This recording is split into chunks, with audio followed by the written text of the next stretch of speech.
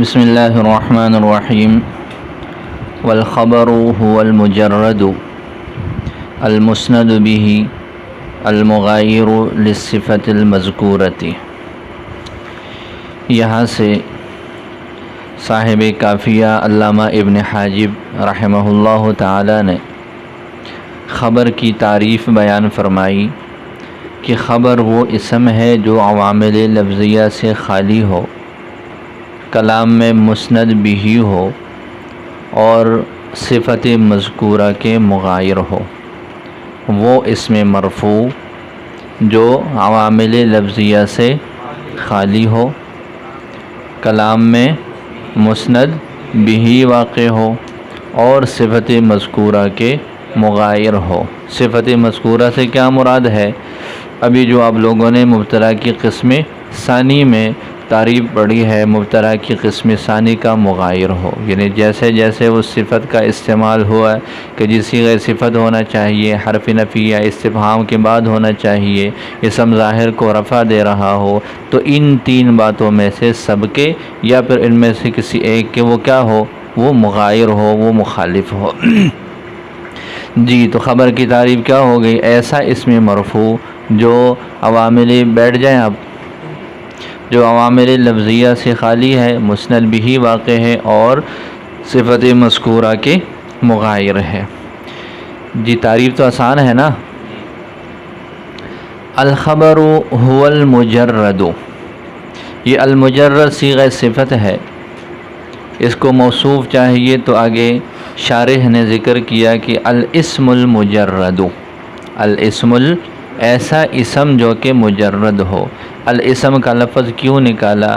اسم کا لفظ اس وجہ سے نکالا کہ آگے یہ ایک مثال ہے، دیکھیں اگلی عبارت میں یضرب زیدن، یضرب، اس میں جو یضرب ہے یہ اس پر بھی کوئی عامل داخل نہیں ہے، نہ کوئی عامل رافع ہے، نہ کوئی عامل جازم ہے، نہ کوئی عامل ناصب ہے، لہذا اس پر حالت رفع ہے۔ جیسے آپ لوگ پڑھتے ہیں کہ جی عامل ناصب اور جازم جب مضارع پر نہ ہو تو یہ ابتدا ہی اس کا عامل بن جاتا ہے، تو یہاں پر یہ عوامل لفظیہ سے خالی ہے، کلام میں مسند بھی واقع ہے اور صفت مذکورہ کے بھی خلاف ہے، لہذا اس پر خبر کی تعریف صادق آ رہی ہے۔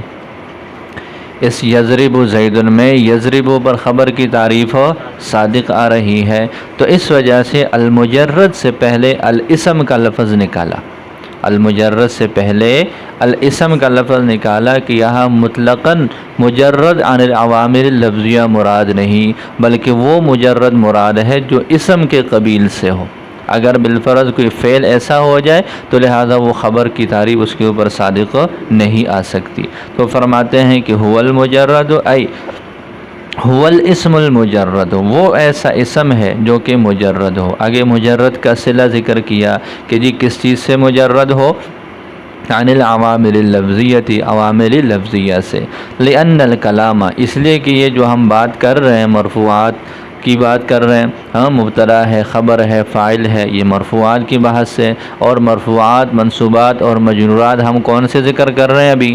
وہ جو کہ اسماء ہیں، وہ جو کہ اسماء ہے، لہذا لأن الکلام فی مرفوعات الاسم، اس لیے کہ کلام اسم کے مرفوعات میں سے ہے، فلا یصدق علی یضرب، لہذا یہ تعریف یضرب پر صادق نہیں آ سکتی، فی یضرب زیدن، یضرب زیدن میں انہ المجرد، کہ جی یہ یضرب تو مجرد بھی ہے، المسند بھی، مسند بھی ہے، المغایر للصفۃ المذکورۃ، صفت مذکورہ کے بھی مغایر ہے۔ اب تو یہ تو خبر کے ساتھ جو ہے وہ تعریف سارے اس کے اوپر صادق آ رہی ہے، لأنہ لیس باسم، اس لیے کہ یہ یضرب اسم نہیں ہے، اور ہم جس مجرد عن العوامل لفظیہ سے بات کر رہے ہیں وہ اسم ہے، وہ حرف یا فعل کی قبیل سے نہیں ہے۔ اگلی قید یہ ذکر کی ہے المسند بھی، کیا ذکر کیا ہے؟ المسند بھی، جو مسند بھی ہو۔ مسند بھی کے بعد ما یوقع بہ الاسناد، یہ والی عبارت، اور آگے دیکھیں اگلی عبارت ہے وَلَكَ أَن تَقُولَ الْمُرَادُ الْمُسْنَدُ بِهِ إِلَى الْمُبْتَدَى أَوْ تَجْعَلُ الْبَاءُ बिही बिमाना इला व ज़मीर अलमजरूर राजिअन इलल मुब्तदाई, ये यहाँ से ये एक एतराज़ है मुस्नद बिही के लफ्ज़ पर, और ये जो आगे जितनी इबारत आप लोगों को सुनाई है यह सारी इबारतें उससे बतौर जवाब के ज़िक्र हैं। एक एतराज़ है अलमुस्नद बिही के लफ्ज़ पर, उससे शारह ने 3 जवाब दिए हैं। अलमुस्नद बिही पर क्या एतराज़ है? मुस्नद बिही आप लोग ये पढ़ते हैं कि जी इस्नाद का जो लफ्ज़ है उसका सिला इला आता है, जैसे फ़ाइल की तारीफ़ में आप लोगों ने पढ़ ले कि उसनिदा इलैहिल फ़िअल व उशिबहुहु, तो उसनिदा इस्नाद का सिला क्या आता है? इला का लफ्ज़। इसके बाद जो जार और मजरूर ज़िक्र किए जाते हैं वो इला और इला के बाद में कोई इसम ज़िक्र कर लिया जाता है, जबकि यहाँ पर मुस्नद के बाद सिला क्या आया है? बा का इस्तेमाल हुआ है। समझ आ रही है? तो अलमुस्नद बिही है यहाँ पर, तो इस वजह से इसका सिला ये बिही कैसे इस्तेमाल है, बा कैसे इस्तेमाल है, ये तो आता ही नहीं है। इसका सिला तो इला आता है। एतराज़ की समझ आ गई?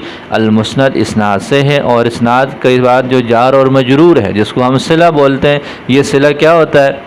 वो इला का इस्तेमाल होता है, बा का इस्तेमाल नहीं होता। फिर दूसरी बात यह है कि बा का आम तौर पर इस्तेमाल होता है किसी को मुतअद्दी बनाने के लिए। किसी फ़ेल को जब वो मुतअद्दी बनाया जाता है तो क्या कर लेते हैं? उसके बाद बा का लफ्ज़ ज़िक्र कर देते हैं, जिसकी वजह से वो मुतअद्दी बन जाता है। तो ये इस्नाद तो बाबी इफ़ाल से है, ये तो मुतअद्दी है, लिहाजा इसके साथ बा लगाकर इसको मुतअद्दी बनाने की क्या ज़रूरत थी। दोनों सूरतों का ख़ुलासा यह है कि एतराज़ का कि जी बा यहाँ पर इस्तेमाल नहीं हो सकता।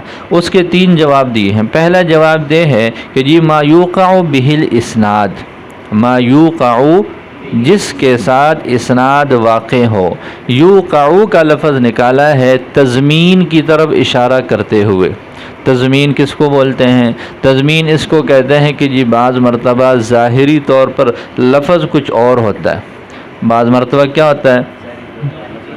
ज़ाहिरी तौर पर लफ्ज़ कुछ और होता है, लेकिन वहाँ पर जो मक़सूदी माना है वो लफ्ज़ के ज़ाहिर वाला नहीं लिया जा सकता, बल्कि कुछ और माना की ज़रूरत होती है। तो वहाँ पर एक और माना उसके अंदर ही शुमार करना वो शुरू कर देते हैं, उसकी ज़िमन में कोई और माना लेना वो जो है वो ले लेते हैं। जैसे बिलफ़र्ज़ यह है, यहाँ पर एक सूरत है, कभी ऐसा होता है कि जार और मजरूर होते हैं, जार और मजरूर उस ज़ाहिरी लफ्ज़ के मुताल्लिक़ नहीं हो सकते। जैसे आप लोगों ने बा के बारे में पढ़ लिया कि जी ये उसना और मुस्नद के मुताल्लिक़ नहीं हो सकता, तो इसी तरह बाज़ मरतबा कोई जार और मजरूर होते हैं जो ज़ाहिरी तौर पर एक फ़ेल के बाद मज़कूर होते हैं, लेकिन उनको उस फ़ेल के साथ नहीं जोड़ा जा सकता। इस तरह के मामलात में, यानी कोई भी ऐसी सूरत हो जहाँ ज़ाहिरी लफ्ज़ कुछ और है लेकिन वहाँ पर माना कुछ और चाहिए, उस मकाम पर ऐसे कर लेते हैं कि उसके ज़िमन में किसी और फ़ेल का माना ले लेते हैं। अब ज़ाहिरी तौर पर लफ्ज़ तो उस फ़ेल के होते हैं, लेकिन माना वहाँ पर वो दूसरे का भी लिया जाता है। इसको बोलते हैं तज़मीन। तज़मीन का माना क्या होता है? ज़िमन में ले लेना। तज़मीन का माना क्या है? ज़िमन में ले लेना। तो यहाँ पर ये कहते हैं कि ये तज़मीन है यहाँ पर, और तज़मीन है वुक़ू वाले माना का। तज़मीन किसका है? वुक़ू वाले माने का। तो अलमुस्नद बिही का माना आगे ज़िक्र किया, मा युक़अ बिहिल इस्नादु। अलमुस्नद का माना क्या है? वो चीज़ जिसके साथ इस्नाद वाक़े है। लिहाजा ये युक़अ का लफ्ज़ यहाँ पर जो है इसका माना लिया जा रहा है, और बा का जो सिला है ये उसी माना के एतबार से, बा का जो इस्तेमाल है वो इस्नाद के एतबार से नहीं है, बल्कि वुक़ू वाले माना के एतबार से। और वुक़ू का सिला क्या आता है?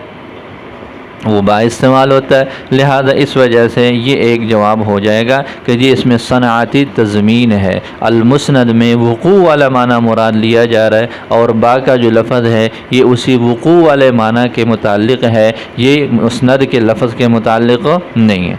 तो फरमाते हैं मा युक़अ बिहिल इस्नाद, यानी वो चीज़ जिसके साथ इस्नाद वाक़े हो। अलमुस्नद बिही के लफ्ज़ से एहतराज़ हो जाएगा किससे? मुब्तदा की क़िस्म अव्वल से, इसलिए कि मुब्तदा की क़िस्म अव्वल कलाम में क्या वाक़ है? वो मुस्नद इलैह वाक़ है, और ख़बर ये मुस्नद बिही है। तो फरमाते हैं वहतरज़ बिही, عن القسم الاول، احتراز کیا ہے اس کے ذریعے سے قسم اول سے، مبتدا کی قسم اول سے، لأنه مسند الیہ، اس لیے کہ وہ تو مسند الیہ ہے، لا مسند بہ، نہ کہ مسند بہ۔ اگلی قید ذکر کی ہے کہ جی المغایر للصفۃ المذکورۃ، جو مغایر ہو مذکورہ صفت سے۔ مذکورہ صفت سے کیا مراد ہے، کہاں پر وہ ذکر ہے، آگے اس کی جو ہے وہ وضاحت، اس کا محل ذکر کیا، فی تعریف المبتدائی، وہ صفت جو کہ مذکور ہے، کہاں پر مذکور ہے، وہ مبتدا کی تعریف میں، جو مبتدا کی قسم ثانی کی وضاحت آپ لوگ پڑھ چکے۔ لہذا المغایر للصفۃ المذکورہ یہ بھی ایک قید ہے، اس سے احتراز ہے۔ کس سے احتراز ہو جائے گا، بولے مبتدا کی قسم ثانی سے احتراز ہے، بالکل واضح ہے۔ تو فرماتے ہیں کہ واحترز بہ، المغایر للصفہ کی قید سے احتراز ہے، عن القسم الثانی من المبتدائی، مبتدا کی قسم ثانی سے۔ جی تو المسند بہ کا ایک جواب آپ لوگوں نے پڑھ لیا، کیا پڑھا آپ لوگوں نے جواب، کہ جی یہاں پر تضمین ہے، وقوع والا معنی یہاں پر جو ہے مسند وقوع والے معنی کو متضمن ہے، لہذا بھی اس وقوع والے معنی کے اعتبار سے مسند کے لفظ کے اعتبار سے نہیں ہے۔ دوسرا جواب اس کا یہ ہے کہ جی یہاں پر الی کا جو صلہ ہے وہ محذوف ہے، الی کا صلہ کیا ہے، وہ محذوف ہے۔ پوری عبارت یوں ہو جائے گی المسند بہ الی المبتدا، المسند بہ جس کے ذریعے سے اسناد کیا جا رہا ہے مبتدا کی طرف، وہ چیز جس کے ذریعے سے اسناد کیا جا رہا ہے مبتدا کی طرف، لہذا یہاں پر الی المبتدا محذوف ہے۔ دو جواب ہو گئے۔ تیسرا جواب یہ ہے کہ جی یہ جو المسند بہ میں جو با ہے، یہ با یہ الی کے معنی میں ہے، یہ با کس کے معنی میں، تو لفظ المسند بہ ہے، لیکن مراد کیا ہے یہاں پر، المسند الیہ مراد ہے۔ تو جب الی کے معنی میں لینا ہی ہے تو پھر با کو ذکر کیوں کیا، ہمیں مصیبت میں پھر کیوں ڈال رہے ہیں کہ جی المسند بہ ہے لیکن یہاں پر با مراد نہیں ہے بلکہ یہاں پر تو الی مراد ہے، لہذا المسند الیہ اصل میں، تو پھر ایسے کیوں کیا، تو اس کا جواب یہ ہے کہ جی اصل میں مبتدا اور خبر میں فرق کرنا ضروری تھا۔ وہاں پر آپ لوگوں نے یہ پڑھ لیا کہ جی مسندن الیہ، دیکھو المجرد عن العوامل اللفظیۃ مسندن الیہ، اور یہاں پر کیا ہے هو المجرد المسند۔ اب اگر یہاں پر بھی کی جگہ الیہ ذکر کرتے تو دونوں تعریفیں بالکل ایک جیسی ہو جانی تھی، ایسے ہی ہے نا، لفظ کی سمجھ آ گئی، مبتدا میں کیا ہے المسندن الیہ ہے کا لفظ ہے ادھر، اور یہاں پر المسند بہ ہے، با آپ لوگوں نے پڑھ لیا کہ جی الی کے معنی میں، اگر اس کو الی کے معنی میں جو ہے وہ لینا ہے تو پھر الی کو ہی ذکر کرتے، اگر الی کو ذکر کرتے ہیں تو پھر عبارت کیا بن جانی تھی، المسند الیہ، تو پھر مبتدا اور خبر میں کوئی فرق باقی نہ رہتا، اس سے جو ہے وہ بچنے کے لیے یہاں پر با کا لفظ استعمال کیا۔ دیکھیں ولا کا، اور آپ کے لیے جائز ہے ان تقول کہ تم یوں کہو المراد کہ جی مراد یہاں پر المسند بہ الی المبتدا ہے، یعنی مسند بہ بھی ہے اور آگے الی المبتدا کا جو لفظ ہے وہ یہاں پر محذوف ہے، او تجعل الباء فی بہ، یا پھر با کو بنائیں گے بہ میں بمعنی الی، کس کے معنی میں، الی کے معنی میں، اور جو ہو ضمیر ہے یہ لوٹے گی کس کی طرف ہو، والضمیر المجرور، اور ضمیر مجرور کو بنائیں گے راجعان لوٹنے والی، الی المبتدا کس کی طرف ہو، یہ ضمیر لوٹے گی اب مبتدا کی طرف۔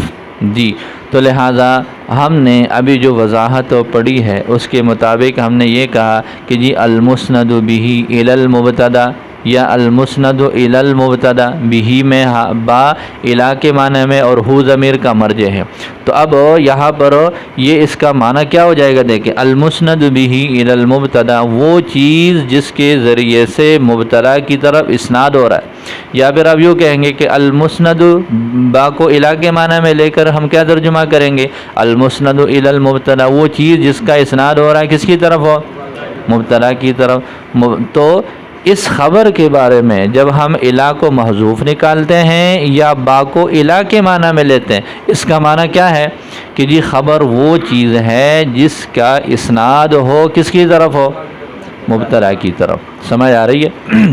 اس کا فائدہ کیا ہو رہا ہے، مبتدا کی قسم ثانی بھی مسند ہے اور خبر بھی مسند ہے، لیکن مبتدا کی قسم ثانی مسند کس کی طرف ہے، فاعل کی طرف ہے، اور یہ مسند ہے کس کی طرف ہو، بولو، مبتدا کی طرف. فرق سمجھ آ گیا؟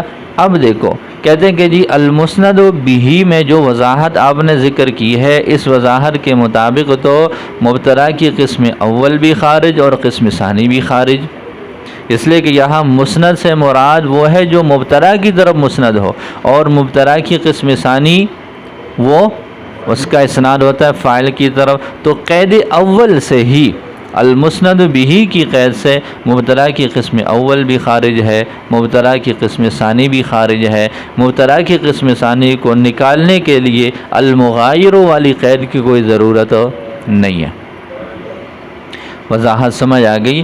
مبتدا کی قسم ثانی بھی مسند ہے اور خبر بھی کیا ہے، مسند ہے، لیکن مبتدا کی قسم ثانی مسند الی الفاعل ہے اور خبر مسند الی المبتدا ہے، لہذا مسند کی قید سے ہی وہ مبتدا کی قسم ثانی خارج ہے. یہاں پر المغایر للصفہ کے لگانے کی کوئی ضرورت نہیں ہے. دیکھیں وعلی التقدیرین، دونوں تقدیروں پر، یعنی ہم الی المبتدا کو محذوف مانے المسند بہ کے بعد، یا پھر ہم المسند کے بعد با کو الا کے معنی میں لے کر ضمیر کو لوٹائے مبتدا کی طرف. وعلی التقدیرین، دونوں تقدیروں پر، یخرج بہ، اس کے ذریعے سے خارج ہیں القسم الثانی من المبتدا، مبتدا کی قسم ثانی. اب اگلی جو عبارت ہے مغایر لصفت المذکورہ، فرماتے ہیں وَيَكُونُ قَوْلُهُ، اور یہ ہو جائے گا قول المغایر لصفت المذکورہ والا تأکیداً. کیا ہے یہ؟ اس کی حیثیت صرف تأکید کی رہ جائے گی، یہ کوئی قید احترازی اب نہیں ہے. بات واضح ہو گئی؟ چلیں آگے. تہذیب کچھ پتہ چلا؟ جی تو یہ ہو گئی تعریف خبر کی کہ هو المجرد المسند به المغایر للصفة المذکورة. وعلم ان العامل فی المبتدأ والخبر هو الابتداء سے مصنف رحمۃ اللہ علیہ نے ان کے عامل کا تعین فرمایا ہے کہ مبتدا اور خبر میں عامل کیا ہے. تو فرماتے ہیں کہ جی اس میں 3 مذہب ہے بنیادی طور پر. جو جمہور اہل بصرہ حضرات ہیں ان کے نزدیک تو یہ ہے کہ جی مبتدا اور خبر دونوں میں عامل مانوی ہے اور وہ ابتدا ہے. وہ کیا ہے؟ ابتدا ہے.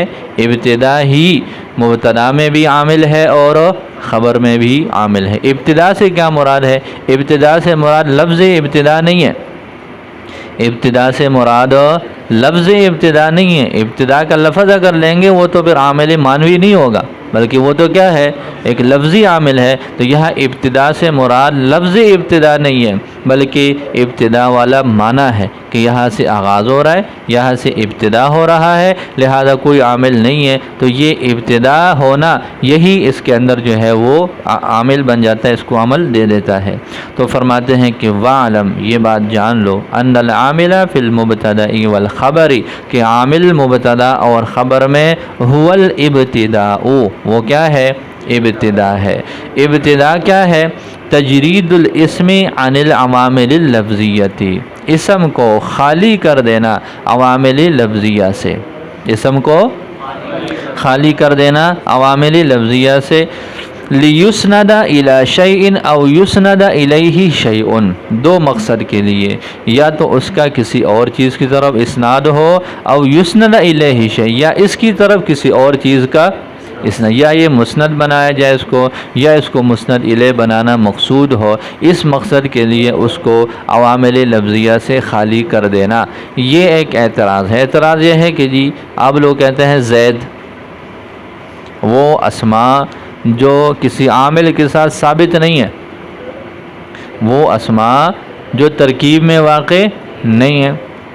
جیسے آپ نے کہہ دیا زید، عمر، بکر، کتاب، قلم. ہاں اب ان سے پہلے تو کچھ بھی نہیں ہے، کوئی عامل لفظی نہیں ہے تو پھر تو یہ کیا ہونے چاہیے؟ مبتدا ہونے چاہیے، پھر تو یہ مبتدا ہونے چاہیے۔ جبکہ آپ لوگ کہتے ہیں کہ جی یہ مبنیات ہیں، لا محل لہ من الاعراب ہے، اسم متمکن ہے، ترکیب میں واقع نہیں ہے، لہذا یہ مبنی ہے، ہاں، اور اس کا کوئی اعراب نہیں ہے، نہ یہ مبتدا ہے، نہ یہ خبر ہے، نہ یہ فاعل ہے، کچھ بھی نہیں ہے، بس یہ وحدہ لا شریک ہے۔